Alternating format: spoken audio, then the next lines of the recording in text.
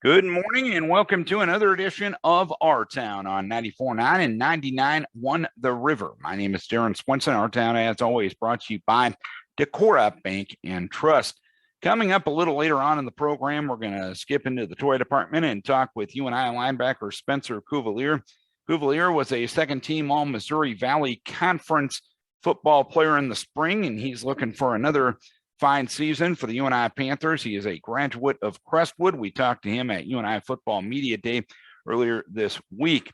We'll have our monthly conversation with Decorah School Superintendent Mark Lane, but first things first this morning, we will get to know the new city manager in the city of Decorah. His name is Travis Goedken. We had a chance to chat with him yesterday, and we will have that conversation now. This is Our Town on 94.9 and 99.1 The River. Having a conversation here with the man that will take over the reins as city manager in Decorah, Travis Goedken, in a get-to-know-you conversation here this morning. And Travis, first of all, just tell us about yourself. Tell us about Travis Goedken. Sure thing, Darren. I appreciate you having me here on the radio. Again, my name is Travis Goedken. I'm coming over to Decorah from Humboldt, but born and raised in the rural Dubuque area. Actually, getting back to Eastern Iowa, so I can probably say rural Dyersville area. People know where I'm talking about. My wife, Tara, originally from Farley, so we have a family of 4 kids. So we'll all be making the journey over to Decorah, and happy to be back in Northeast Iowa. What about the Decorah position attracted you to it? So Decorah has actually been on both my radar and my wife's radar for a long time. Even before coming to Humboldt, I had previously served as city administrator down in Cherryvale, Kansas, and very grateful for that opportunity.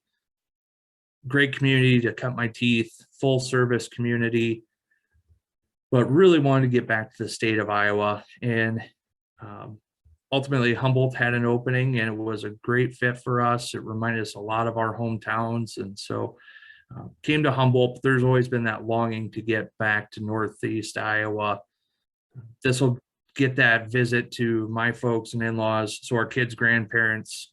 Right now, it's a 3-hour one-way drive. It brings it down to an hour and a half, which is perfect. You can make that in a day trip, but everything's also planned. No surprise at the doorstep.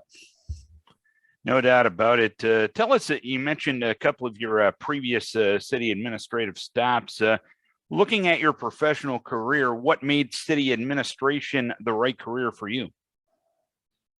So interestingly enough, for a long time, I was going to be a lawyer. That's what I was going to do all through middle school, high school, well into college. Was political science, major, pre-law focus. Had one college professor that had a conversation with me and said, you know what, I think based on your personality, your motivations, I think you need to take a look at public administration.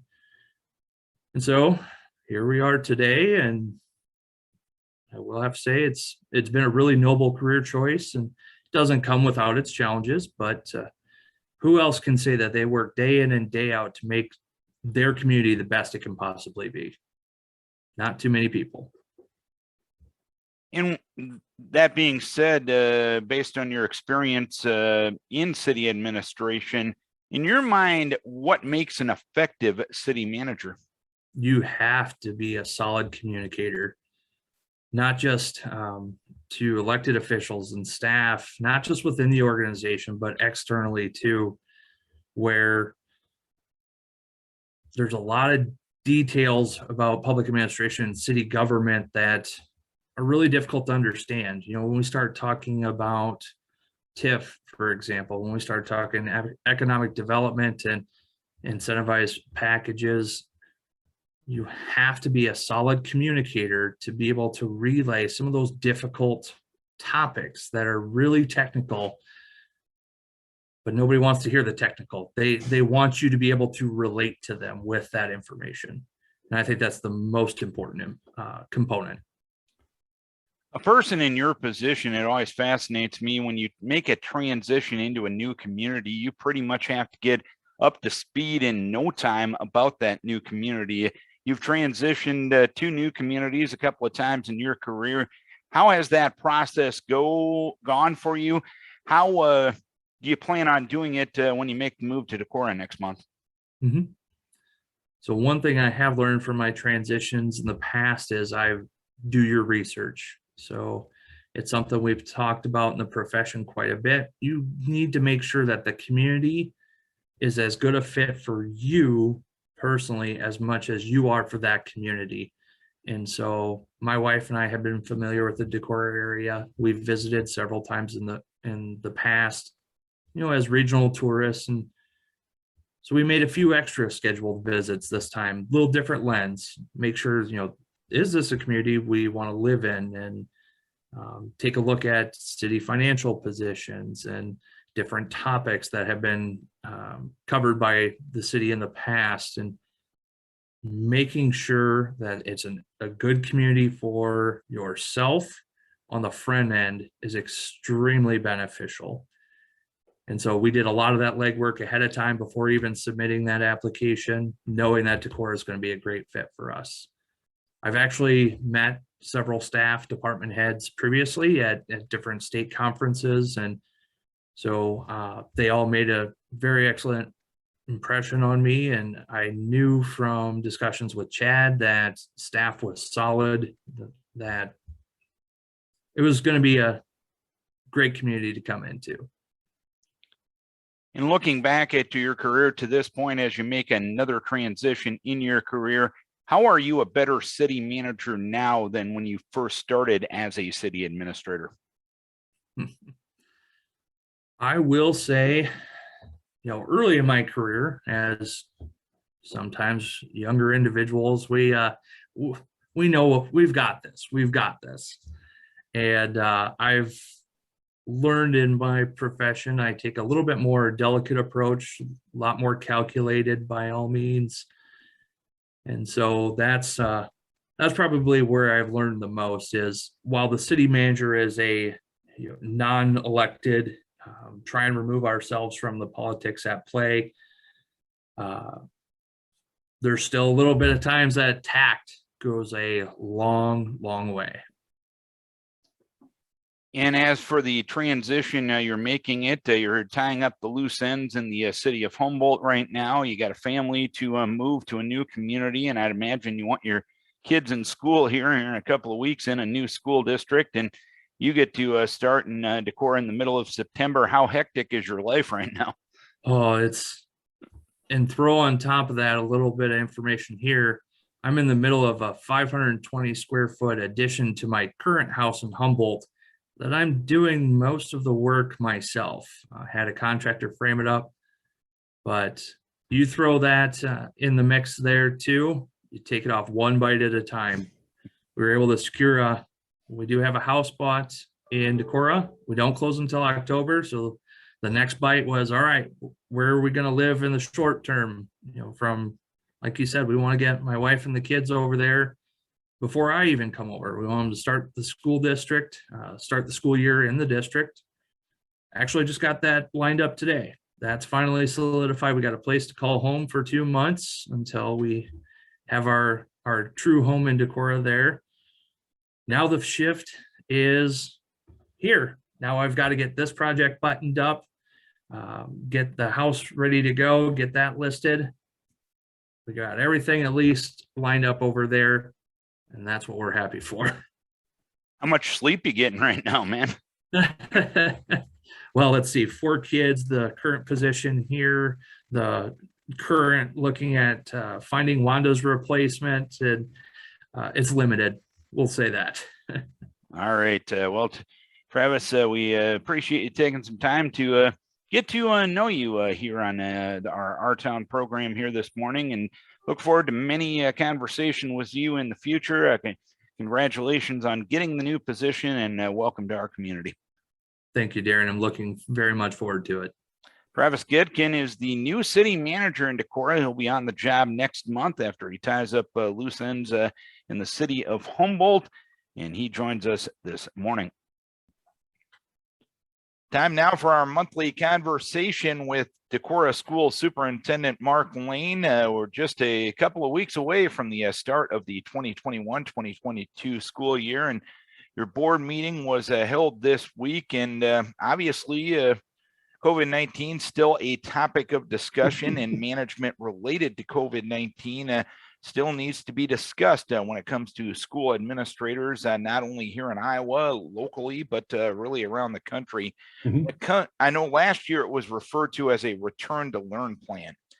Is basically your plan this year pretty much a continuation of that plan? Do you have to come up with a new plan, or is it a new set of policies? How would you describe where those discussions are right now? I would say I see it as a continuation of our return to learn plan from last year, and really just mostly a continuation of where we were at as we exited the 2020-2021 school year. You know, back in June of 2020, we shared a first draft, I think, of our return to learn plan, or maybe early July. And at that time, we said, you know, we're going to be flexible. We're going to follow the CDC guidance. We're going to follow information that's shared out from other health organizations, and from Winnebago County Public Health and Iowa Public Health, and that we would adjust along the way. And I feel like we did that. We were in a position in early May where, you know, our primary mitigation strategies were mask wearing, mandated mask wearing, staying home when you're sick. Here's the symptoms. If you have these symptoms, you should stay home when you're sick. You should get tested. And if you're at school, we taught and reinforced good hand hygiene and respiratory etiquette, and we'll continue to do that. And if in those situations where we can, if we can get outside when the weather is agreeable, that we can get outside and have opportunities to be outside, and do the best with our ventilation systems and our cleaning routines. Those are really the things that I think were leading us to success last year, and really those things that are I think going to be successful this year. Obviously, the big difference is our mask situation can't be mandated. We can't say everyone has to wear a mask in our buildings. We still strongly encourage people to wear a mask after vaccination, right? If you're eligible for vaccination, vaccination is the best prevention, the best way to ensure that you know, if you do have a positive test, that the symptoms are hopefully going to be mild, and that you're going to get through that. But after vaccination, masking is the next best thing, and we'll encourage people to do that in our buildings. And again, to stay home if they're sick, to protect other people, and to continue those routines with what our custodians did to keep high touch surfaces as clean as possible this year. I know last year families had the option if they wanted to take online courses throughout. Is that going to be an option this year? It is not. That was a service we provided last year, and we contracted with an outside company to provide that. You know, I think as we went through that process, that worked well for some families, but what we experienced was a matriculation back into our school system over time. We started the year with about 85 students engaged in that full remote process. Sometimes through our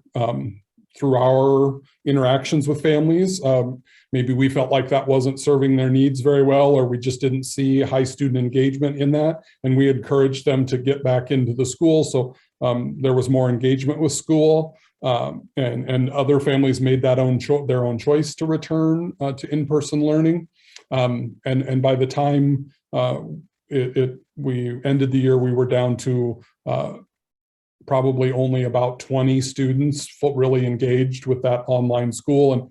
And it just it wasn't a cost-effective option for us to look at this year. If families contacted me interested in an online option, we talked about the option of open enrolling. There are virtual academies, approved virtual academies in Iowa that some families took advantage of before COVID, and those are options that families in the spring, if they chose to open enroll for an online academy, they could have done that. And when it comes to a family that would make that option to go to an online virtual academy, how does that work when it comes to funding that academy as compared to the dollars that you need generated from property taxes to run the Decorah School District? How does that work from a financial standpoint? An open enrollment to one of the Iowa virtual academies is like an open enrollment to a brick and mortar school. And so the online academies are connected with several of the Iowa public school districts. And so if just like open enrollment to a neighboring district, that money flows through a school district. And so when count day happens, we would receive funding for students, but then students that are open enrolled out to another district or to a district that provides virtual learning, they send us a bill, and we send that student per pupil, called the per pupil funding, on to that district. Students that open enroll into Decorah, the opposite happens. So that money first flows through the district where they reside, where their residence is, and then flows into our annual budget. And so that would be true with open enrollment to a virtual academy or to a brick and mortar school district that isn't your resident district. And related to financial situations, I know this was discussed Monday night at your school board meeting, and this is something that you've dealt with for the last few years, a request for additional supplemental state aid for an anticipated special education negative balance. Of course, we're getting into the weeds when it comes to school funding, and I know you know what's going on that end of things. And when people see that from the outside looking in, they're saying, well, why is this negative? Can you break that down in as simple of a way as possible? Yeah.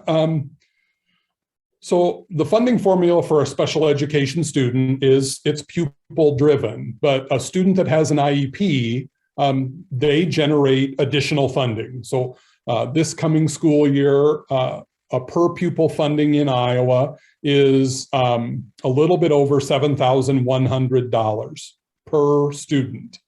A special education student, they have an additional weighting. So a special education student, in addition to that $7,100 some dollars that every student generates, they would then also generate some additional funding that then comes into our special ed accounts. And so it's those additional special education dollars that are allocated based on that weighting that funds our special education staffing. So our special education teachers, associates that work in special education. It also then funds materials for those classrooms. And I think one of the big drivers is that, like in anything, right? In our family budget, costs go up over time, but there's really been no change to the special ed funding formula really since special education became a required offering through the ADA, the American with Disabilities Education Act. And so as the cost of serving special education students goes up, and we're required to meet those IEP demands and to fulfill our responsibility for a free, appropriate public education, school districts start to generate a deficit. So we spend more dollars in special education than we take in. And then that goes, honestly, what we asked for the other night was the ability to go back to Decorah taxpayers and have additional special ed funding to close that gap. And so I think our tax rate this coming school year is right around $12.40 some cents. That ability to recoup some of those special education costs, that's built into that $12.40 some cent tax rate. We asked for permission to do this last year, and so as we look to build our funding for this year,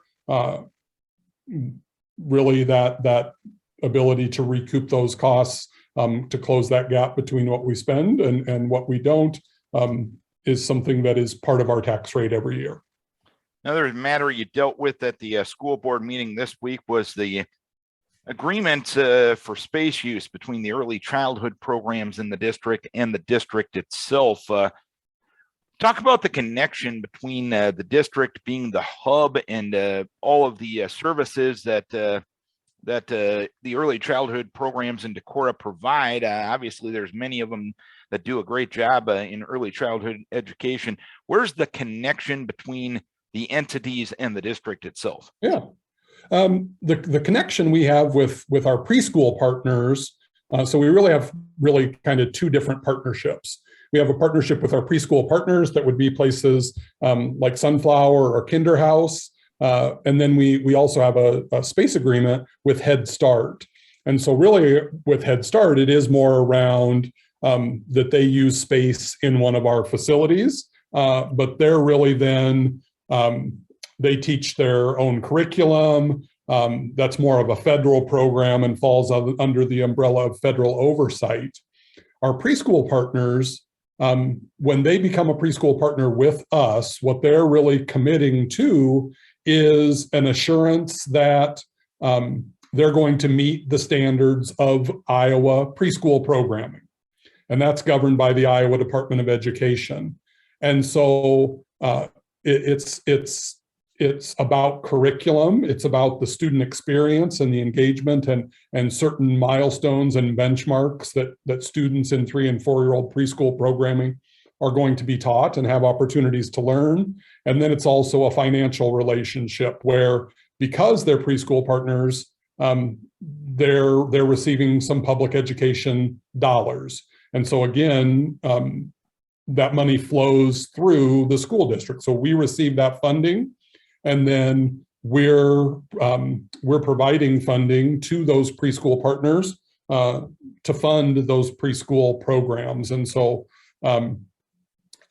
for example, Sunflower, if a 4-year-old spends their whole day at Sunflower, a portion of that day may be under the umbrella of that preschool partnership.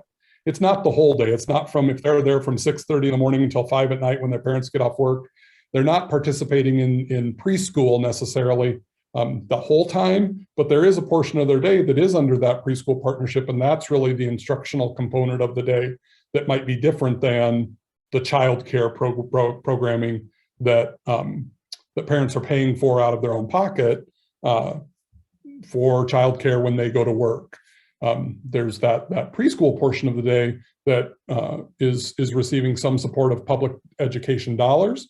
And so there's certain expectations just around, like I said, the curriculum, the instruction that those children are receiving at that time.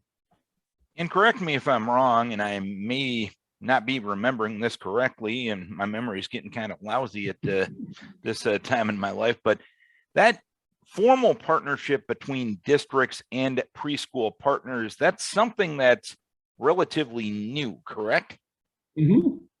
Yeah, preschool programming and preschool partnerships have been growing, I'd say, really probably over about the last 10 to 15 years. The state over time has seen the value of, I guess I would say, catching kids early, getting that good start, getting that strong foundation built as students enter school. And there's a body of research behind, the earlier you can begin that process, the better. And so, yes, we've seen preschool partnerships grow. And I think in some places, some of those partnerships developed just as preschools became more and more common those partnerships became necessity just because there wasn't space available. And so a school district might not have had space to run their own preschool program in one of their own buildings. And so they reached out to a private daycare or reached out to a community church,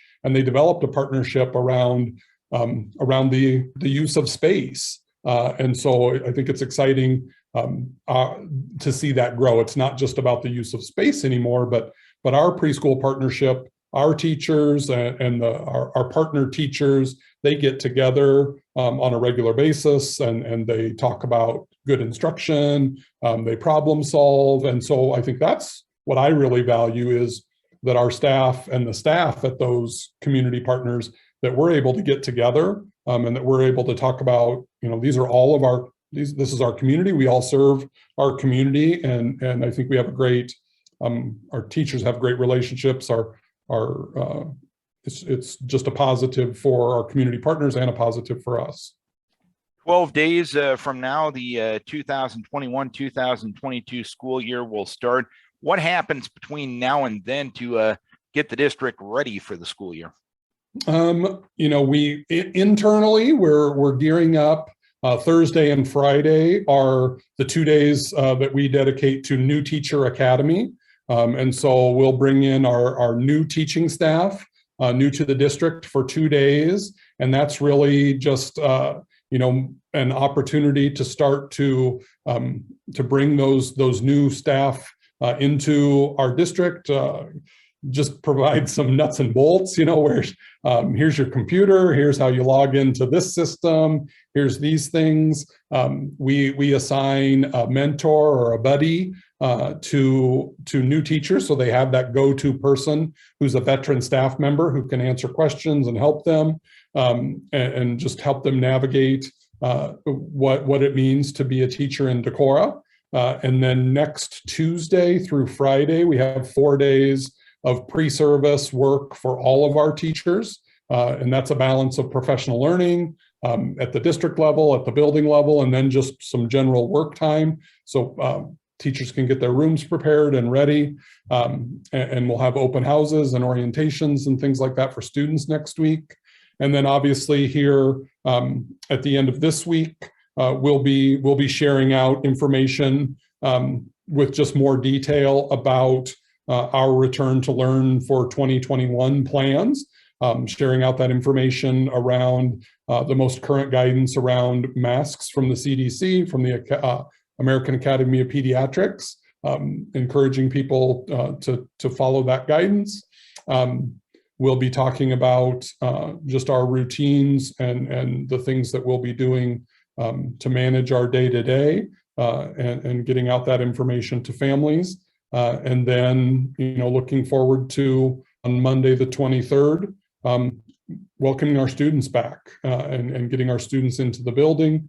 It was our students were they did a great job last year of adapting to a different school experience. And I think, there will be some of that again this year, where we just have to, right? Sometimes you have to learn by doing. And so you just have to start, and you go in with the best plan you can have, but then that you just have to adjust and learn along the way.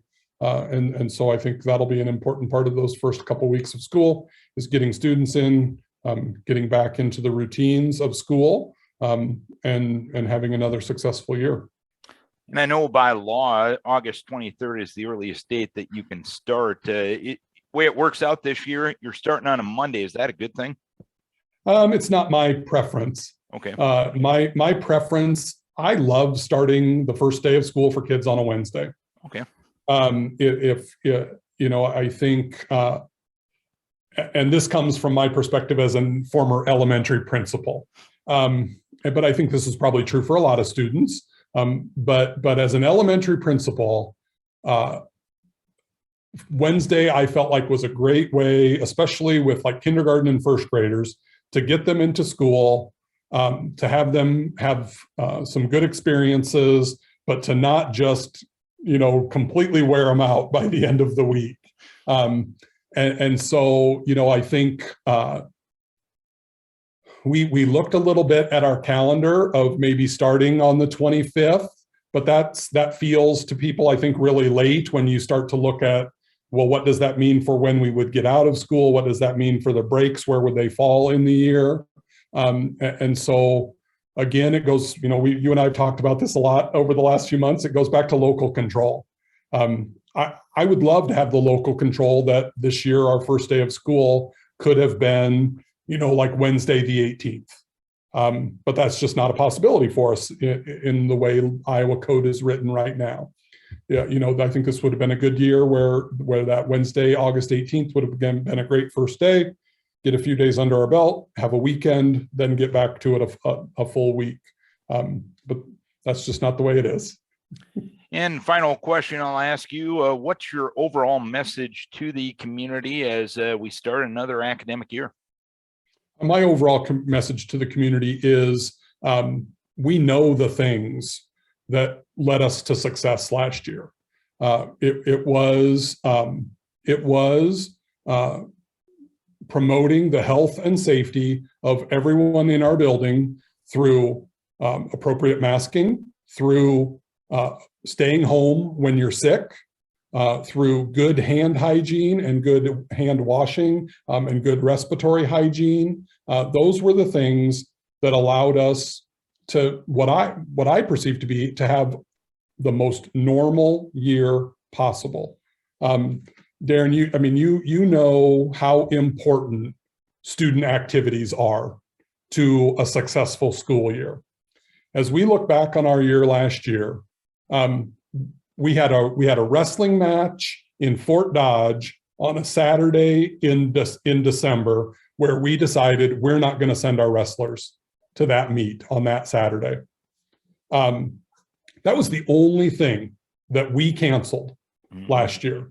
Now, there were other things that got postponed or moved because other school districts made changes, or we had an FFA event that couldn't happen because of a change, but that was outside our control. Everything that we wanted students to get to do, we did. And I think that's amazing. That didn't happen in very many school districts. And I think from our experience and from a growing body of evidence, masking in schools was critical to that. We experienced that. There was a study done that involved 1 million students in North Carolina schools that was released on June 30th, done by researchers at Duke University, that really, that consistent, appropriate masking in in-person learning was the linchpin to students staying in in-person learning. And so, I don't want to be in a position where students don't get to have the experiences that we all remember from school. I loved my high school experience as a high school athlete, and I was in the high school play, and I was on student council, and I did all these things, and those are my memories from high school. I want our kids to have those experiences. I wish our kids didn't have to wear masks. I wish we didn't have to do that. But I think that our experience and the research suggests to us that masking is a good idea. We can't force people to do it, but I think it's a good idea that we wear masks. If things get better and the CDC would say those that are vaccinated, you don't need to wear a mask anymore, like they did earlier this summer, then maybe we look at changing and adapting to that guidance. But I think those are the things that helped us be successful, and those are the things that can help us be successful this year. And I'll sneak one more question in for you. You've just given your strong encouragement for mask wearing. Of course, kids 12 to 18 are eligible for a Pfizer vaccine right now. Does the district have a stance on that? We would encourage people to get vaccinated. That again, that vaccination is the recommendation of the CDC. It's the recommendation of the American Academy of Pediatricians, and that return that return to the most normal experience that we can have.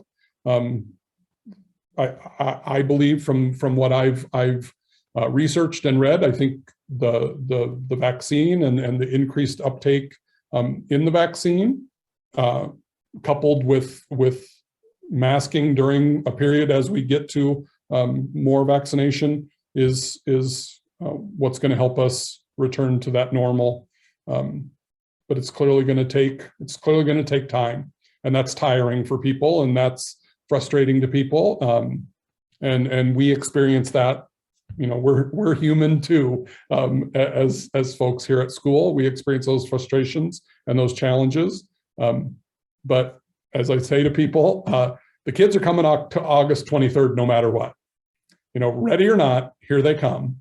And so we're gonna welcome our students, and we'll work together to have another great year. Mark, appreciate the time and the information as always. Here's to a great 2021, or take two. Here's to a great 2021-2022 school year for the Decorah Community School District. Thanks for your time as always. Yep, thank you, Darren. Appreciate it. Mark Lane, Decorah School Superintendent. Spence, first things, you're adjusting to football, playing 2 seasons in 1 calendar year. Yeah. Obviously, they tell us that's hard on the body. What can you do as a player to make sure that you're as healthy as possible this year? Yeah, no, I think this is a big summer preparation, making sure you're stretching and doing mobility stuff as far as working out and things like that. And as a team, I think we accomplished a lot of that. Just trying to keep all the guys in the team healthy, and that'll be the biggest battle this season. So, just being smart with what we do and taking advantage of the time that's given to us to, whether it be cold tub or, whoever needs help in whatever way, as long as they get time to go do that, I think that's what's most important. From an overall result perspective, the spring didn't go you guys' way. Knowing the fact that that happened, is it kind of a good thing to be right back to football, to kind of get the bad taste out of your mouth? Yeah, I think it kind of, like you said, left a bad taste in people's mouths, and I think it left a lot of people hungry for this season. So even though last spring didn't go the way we wanted it to, with facing a lot of different obstacles and things like that, I think a lot of guys are excited to get a turnaround this season. Individually, you had a pretty good spring. I know you trade those for the victories, but in what ways did you improve in the off season, in the spring season, and in the off season? Well, all the credit goes to the guys around me. Especially the big guys up front. Jared Brinkman, you guys know, he's the Missouri Valley Player of the Year and things like that. And he's an absolute animal. And so playing behind him is always a relief. But just working together collectively as a team in this summer and things like that. And to be honest with you, I know last season a lot of people were masks, and it kind of kept people from being able to see each other. And I don't know. I feel like the team camaraderie is so much better this season, being together and having an entire summer to work out as an entire team each and every day, instead of having to break up in 2 or 3 different groups like it was in the summer past. So being able to come together collectively as a unit and have one common goal I think is the most exciting thing to look forward to this season. You mentioned the team defense aspect of things. I know you don't have a guy like an Ellerson Smith that puts a lot of pressure on a pass rush end of things, and Coach Farley brought it up that team defense will probably be a little bit more crucial this year. You agree with that? Yeah, no, and I think we're going to get some guys to try to help fill that void. I know Caden Hoteling's been working his butt off. He's one of the hardest working defensive guys we have on the team, and it's fun to, like I said, it's fun to play next to him. And we just have guys that love to get after it, and especially those 4 guys up front love to work hard in the weight room. They love to work hard. Out of the weight room too, at practice. Whatever the case is, they're always busting their butts. So it's fun to play with guys with such great energy and great work ethic. And you don't have, as we mentioned, that guy that's going to draw a lot of attention, but you got a lot of good guys in front of you that can rush the pressure and can put the pressure on a defense in that sort of way. Can you work that to your advantage a little bit? Yeah, well, so like Jared Brinkman and Christian Boyd and Tim Butcher and those guys, they're always eating up blocks. So they're always getting double teamed or triple teamed. Because if they don't, they're gonna make the play. And so it helps keep the linebackers free. And all we have to do is do our job and flow and fit and find gaps and find the football. And they do an excellent job of, occupying blocks and things like that, and makes our job a lot easier than maybe it should be. What do you see your role being on this defense? Just bringing good energy. Trying to just help lead a team in the right direction, and when things maybe go sour or south, I mean, if someone scores, just trying to keep everybody in a positive manner and try to keep on pushing through the tough times as they're going to occur throughout the season. You've always brought the energy in anything you've done. Watching you going back to high school, that's something that has kind of always come natural for you. Yeah, I mean, there's no reason to have a bad attitude about anything. I mean, it's football. I mean, people are going to score touchdowns. I mean, bad things are going to happen to people. It's all about how you respond. I think the way you respond is everything and anything. I mean, inside the football field to outside, your response is everything, and not being quick to, be angry, be quick to blame somebody else, and just take a deep breath and be collective and realize that, there's still time left, and you can still make changes that need to be changed. So, yeah. And going through a season like you did last year, not being on the field in the fall, playing in the spring, does it make you appreciate these opportunities just that much more? Oh my gosh, does it ever? Yeah. I mean, not playing last fall. I mean, that was the first fall we didn't play football since maybe before we played flag football when we were kids. I mean, it didn't feel right. We sat around Saturdays and Sundays and watched some college football teams play, and then Sundays watched the pros play. And even though we had fall ball, it was just completely different. So it's just going to be kind of nice to get back to a little normalcy as we are able to play here in this fall, and just I think everybody's just really excited for what's to come. And I know you're a team first guy, but I'll ask you individual goals for you this year. What have you set some for yourself individual, or are they basically all in the framework of team accomplishment? Yeah, I'm not a huge individual goal setter. I mean, I do here and there, but I'd much rather succeed as a team, and then that will help the individuals all rise together. I mean, if one guy's succeeding and the other guys aren't, then there's no reason for that. But when everyone's succeeding, then that's when the individuals get even better. So I like to set the team, or help set team goals, and try to do my part in order to accomplish them. And what's it going to take for you individually and this team to have as much success as possible this year? I think just taking it day by day, play by play. I mean, we're going to have bad plays. It's all about how you respond to the very next play. And I think if we can just get everybody on the same page of just understanding that the next play is the most important play, I think it will be just fine. I think if everybody plays to what they're capable of, it's going to be a good year. Yeah, best of luck this year, and thanks for the time. Thank you very much. I appreciate it.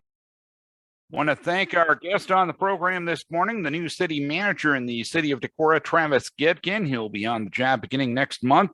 We appreciated him for the Get to Know You interview. Always good to talk to you, Decorah School Superintendent Mark Lane. And we want to thank Spencer Cuvelier, linebacker for the UNI Panthers, a Crestwood High School graduate, for taking some time to chat with us earlier this week at UNI Football Media Day. Don't forget, each and every week, we do this show on YouTube. You can actually watch Our Town. We post the link to the River Facebook page. And basically, if you're out on YouTube, just search 812 Our Town programs so you can actually watch and observe the conversations that we have with the interesting guest we have each and every week here on the Our Town program. And we post that link on the Rivers Facebook page each and every week as well. Thank you to our guest. Thank you to Decorah Bank and Trust. Thank also, most importantly, to you for tuning in, for logging on, or for watching Our Town on 94.9 and 99.1 The River.